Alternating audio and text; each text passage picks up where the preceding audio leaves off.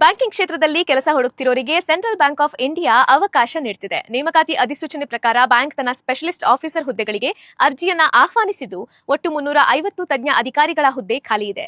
ಜನವರಿ 20ರಿಂದ ನೋಂದಣಿ ಪ್ರಕ್ರಿಯೆ ಆರಂಭಗೊಂಡಿದೆ. ಈ ನೇಮಕಾತಿಯು ಮಾರ್ಕೆಟಿಂಗ್ ಹಾಗೂ ಫಾರಿನ್ ಎಕ್ಸ್ಚೇಂಜ್ ಕ್ಷೇತ್ರಗಳಿಗೆ ಸಂಬಂಧಿಸಿದ್ದಾಗಿದೆ. ಈ ಹುದ್ದೆಗಳನ್ನು ಕೇಂದ್ರ ಸರ್ಕಾರದ ಮೀಸಲಾತಿ ನಿಯಮಗಳಂತೆ ಸಾಮಾನ್ಯ, ಒಬಿಸಿ, ಎಸ್ಸಿ, ಎಸ್ಟಿ ಹಾಗೂ ಇಡಬ್ಲ್ಯೂಎಸ್ ವರ್ಗಗಳಾಗಿ ವಿಂಗಡಿಸಲಾಗಿದೆ. ಮಾರ್ಕೆಟಿಂಗ್ ಆಫೀಸರ್ ಹುದ್ದೆಗೆ ಅರ್ಜಿ ಸಲ್ಲಿಸುವ ಅಭ್ಯರ್ಥಿಗಳು ಮಾನ್ಯತೆ ಪಡೆದ ಸಂಸ್ಥೆಯಿಂದ 2 ವರ್ಷಗಳ ಎಂಬಿಎ ಅಥವಾ ಪಿಜಿಡಿಎಂ ಪದವಿ ಹೊಂದಿರಬೇಕು. ಹಾಗೆ ಬ್ಯಾಂಕಿಂಗ್ ಅಥವಾ ಹಣಕಾಸು ಸಂಸ್ಥೆಗಳಲ್ಲಿ ಮಾರ್ಕೆಟಿಂಗ್ ಅನುಭವ ಇರಬೇಕು. ವಯೋಮಿತಿ 22ರಿಂದ 30 ವರ್ಷಗಳ ಒಳಗಿರಬೇಕು. ಫಾರಿನ್ ಎಕ್ಸ್ಚೇಂಜ್ ಅಂದ್ರೆ ವಿದೇಶಿ ವಿನಿಮಯ ಅಧಿಕಾರಿ ಹುದ್ದೆಗೆ ಪದವಿಯೊಂದಿಗೆ ಸಿಎ, ಸಿಎಫ್ಎ ಅಥವಾ ಎಂಬಿಎ ನಂತಹ ವೃತ್ತಿಪರ ಅರ್ಹತೆ ಹಾಗೂ ವಿದೇಶಿ ವಿನಿಮಯ ಅಥವಾ ಟ್ರೇಡ್ ಫೈನಾನ್ಸ್ ಕ್ಷೇತ್ರದಲ್ಲಿ ಅನುಭವ ಕಡ್ಡಾಯವಾಗಿದೆ.